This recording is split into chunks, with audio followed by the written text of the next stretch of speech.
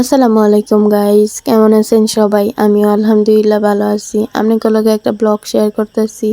ব্লগটা শেষ পর্যন্ত দেখতে থাকুন। ব্লগ বললে ভুলই হইব, সারাদিন আমি কি কি খাইছি এটা বললে সব থেকে বেশি ভালো হইব। যাই হোক, সকালবেলা ঘুমের তো এটা প্রথমে দেখছি দিন বালা, পরে দেখি দিনের এই অবস্থা।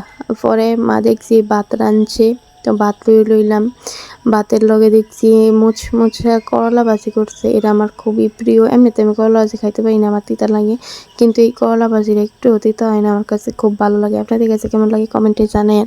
খাওয়া দাওয়া করে শুয়েছিলাম, পরে দিয়ে আব্বা তরমুজ পাড়াইছে। তরমুজ যেহেতু আমার অনেক পছন্দ হয়েছে, আমি যতদিন এখানে থাকবো ততদিন তরমুজ আনবো। এই যে এখন 2টা তরমুজ পাড়াইছে, কালকেও পাড়াইছে আবার আজকেও পাড়াইছে।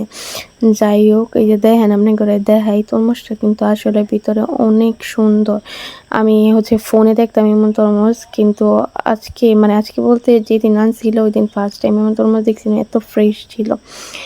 তো এই যে আপনাদেরও দেখাই দিলাম তরমুজটা। তো তরমুজ খাওয়া শেষ কইরা দেখি দুপুরে গেছে, তো দুপুরে ছিল আলু ভর্তা, তারপর আরেকটা ছিল মরিচের ভর্তা। মার আলু ভর্তা আর মরিচের ভর্তাটা এত ভালো হয় যা বলার বাইরে। পরে যে এইদিকে আমি একটু গরুর মাংস নিয়ে এলে সুন্দর করে মাখো করে এটা মাখায় খাচ্ছিলাম, আসলে অনেক মজা লাগছিল। বিকেলে আমার ভাই আইসক্রিম আনছিল, আইসক্রিমটা একটুও মজা না, এটার ম্যাঙ্গো ফ্লেভারটা অনেক মজা, কিন্তু এটা একটুও মজা না। আজকে এই পর্যন্তই, দেখা হবে নেক্সট ভিডিওতে। Bye bye.